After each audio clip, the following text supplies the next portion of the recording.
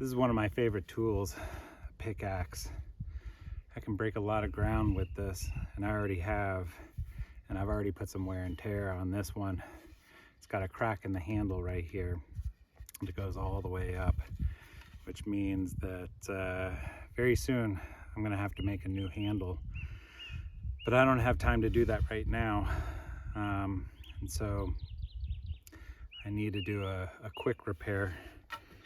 And this is not a natural product by any means, but it comes in handy for a quick fix, and it makes tools last a lot longer. Duct tape. In Finnish, it's called Jesus tape, Jesus tape. And I'm assuming it's called that because it works miracles.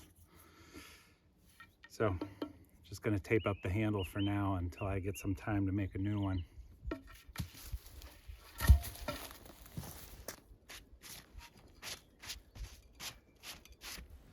This week, I continued to work on the woodshed. Even though it's still spring, I've got a lot I want to do before the snow falls again towards the end of the year. And so, I want to get this shed done and move on to other projects. All I need is to have a place to store some tools and a place to start storing firewood. The shed doesn't need to have all the bells and whistles. All it needs to be is structurally sound and functionable.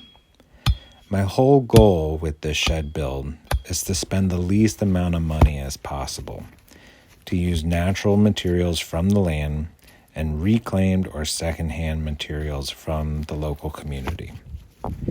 I ended up spending about €100, which is about $120. Compare that to a shed of equal size that you can buy pre-made from a box store, and I've saved thousands of clamshells.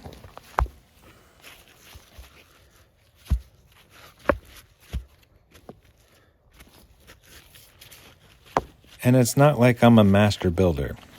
I have some basic skills and knowledge, and that's about it.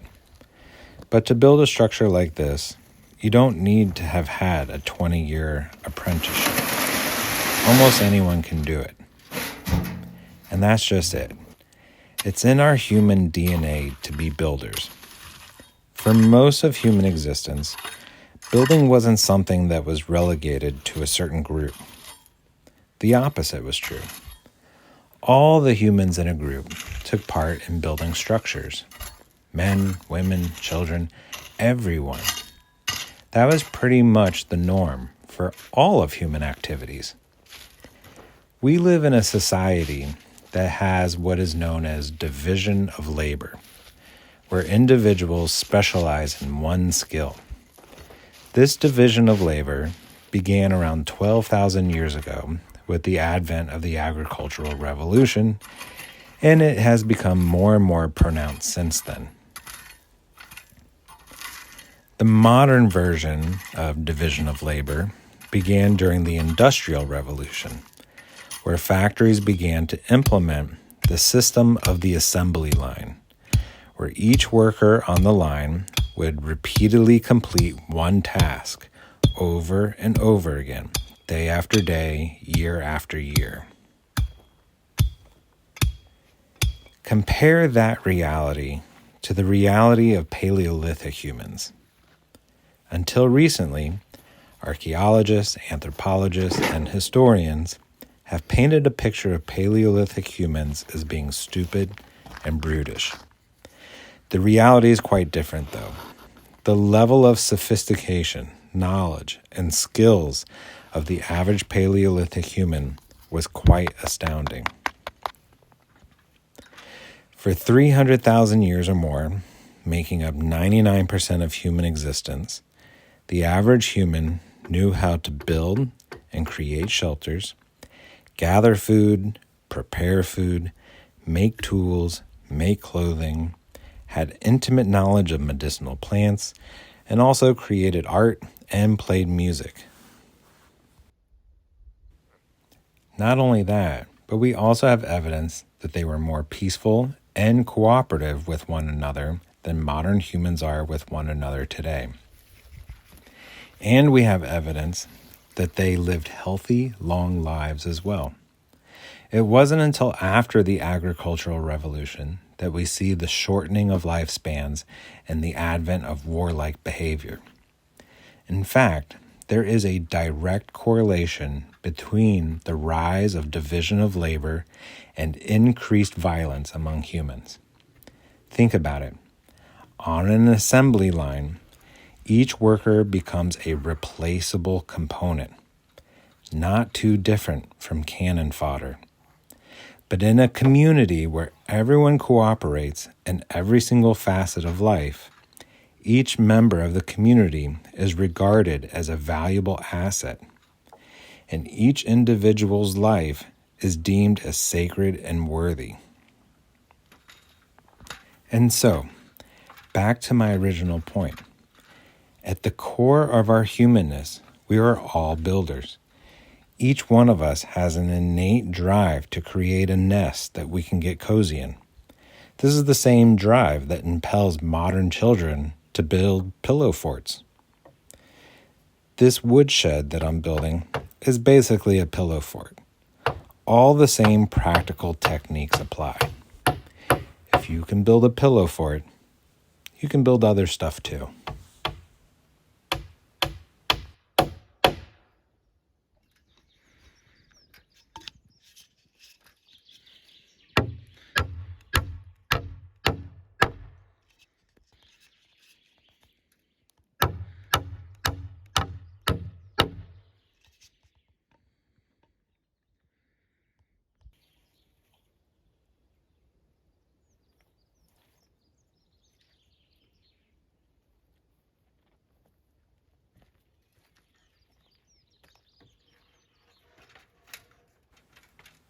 For the skip sheathing on the roof, I am using pallet wood from pallets that I've collected over the past year.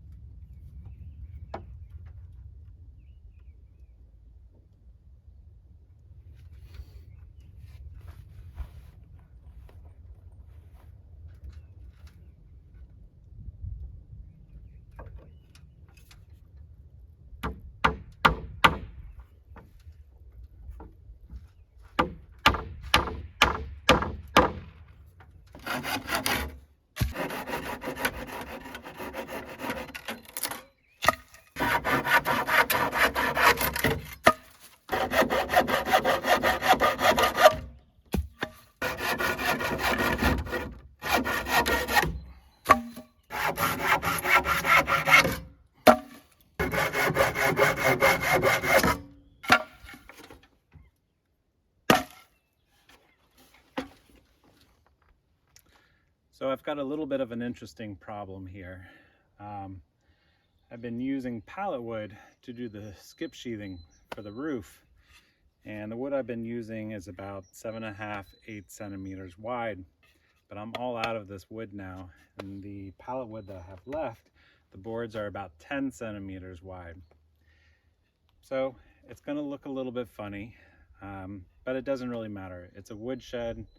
All that matters is that it's structurally sound, and there's going to be shingles that go over the skip sheathing anyway. But that's how off-grid building with, natural materials and reclaimed materials goes. It's not always uniform, and sometimes it looks a little funny, but it also gives a character.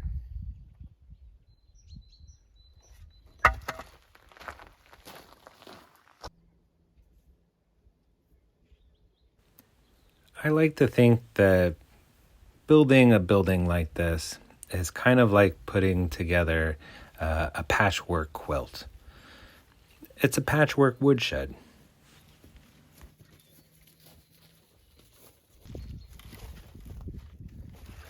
I'm about to take apart some more pallets. This is a technique I learned from watching some YouTube videos, and I found that it worked really, really well.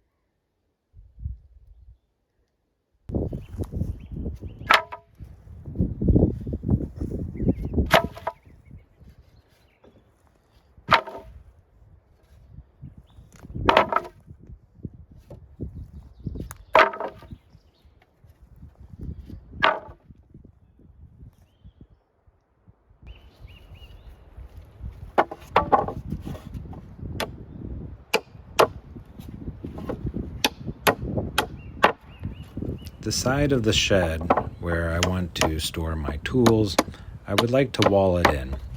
And for that, I am also using pallet wood. The problem is I am also running out of pallets at this point. And so we'll see how much I am actually able to wall in. But if I don't finish it now, that's totally fine. I can always continue to wall in the shed as I collect more pallets.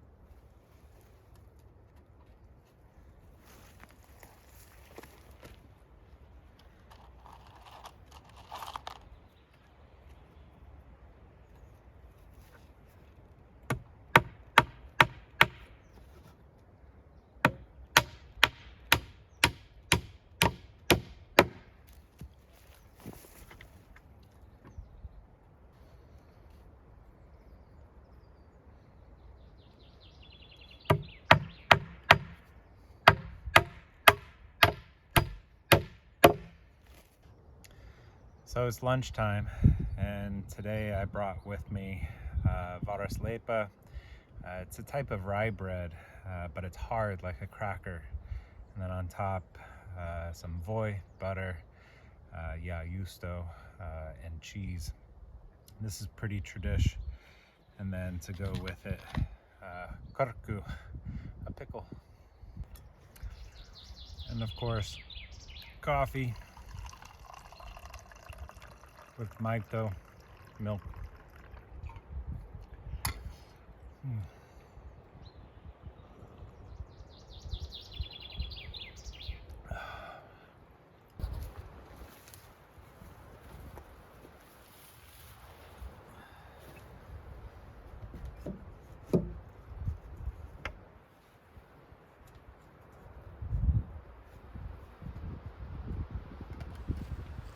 Within the Advaita Vedantic school of thought, there is a classic lesson that is taught, and that is that we can't trust what we see.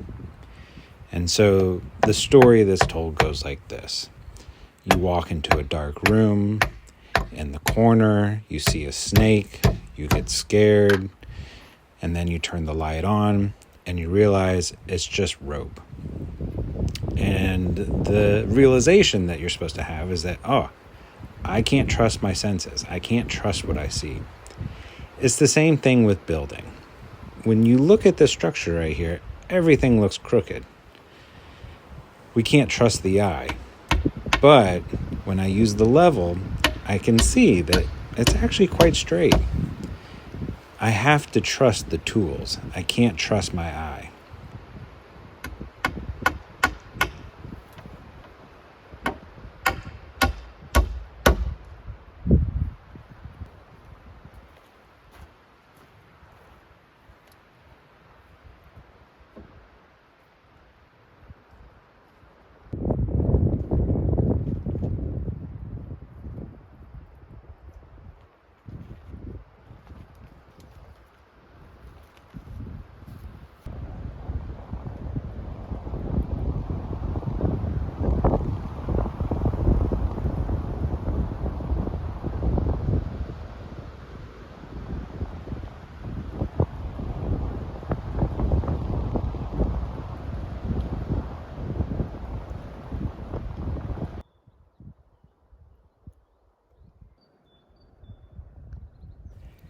And speaking of trusting tools, this is one of my favorites, the plumb bob.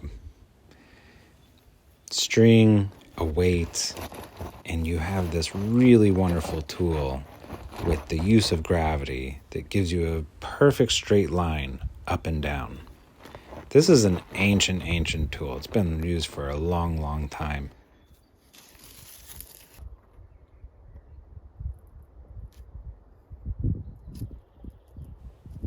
Today's the day that I'm actually going to put a roof on the roof. But before I do that, I just want to add this additional center post just for a little bit extra support before I have to get up there.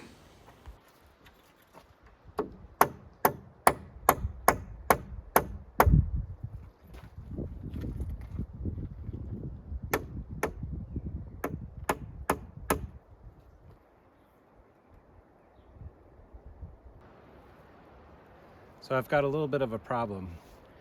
I was hoping to do the roofing of the woodshed with shingles made from the pallet wood, but I have run out of pallets, and pallets are not so easy to find in Finland. Most of them are leased here, which means they're actually owned by someone, and so getting free pallets can be a little bit difficult. I can't wait until I get more free pallets, and I want to move on to other projects, so I just want to get a roof on. So I ended up getting this rolled roofing material. Originally this woodshed would have been completely free. Even the nails I got were reclaimed nails, but now I've got about €100 sunk into it. But all in all, a woodshed for €100, not so bad. Before I put the roof roll up, I put down some tar paper. And I think this is at the point that the roof gods started to get kind of angry with me for not keeping with the original plan of using the pallet wood. The winds kicked up, and it actually turned into not the best day to be putting a roof on.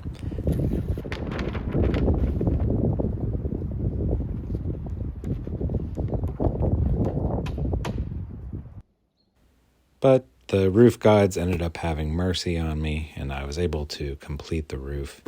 And now I've got a dry place to store some stuff. Working with pallet wood is semi-hazardous. It's pretty rough stuff. It's easy to get splinters, cuts, and scrapes. But Amelia has been making this tar balm, which is a traditional Finnish topical treatment for cuts and scrapes. If you've never used tar balm before, it really is like the most wonderful campfire smell. Just a little bit goes a long way, and it helps to heal cuts and scrapes very quickly, and it has other properties in it that keep the cuts and scrapes from getting infected. Amelia did make a small batch of tar balm that we've made available for everyone else as well, and if you're interested in getting your hands on some, just follow the moose tracks. You know where to go. All right, until next time.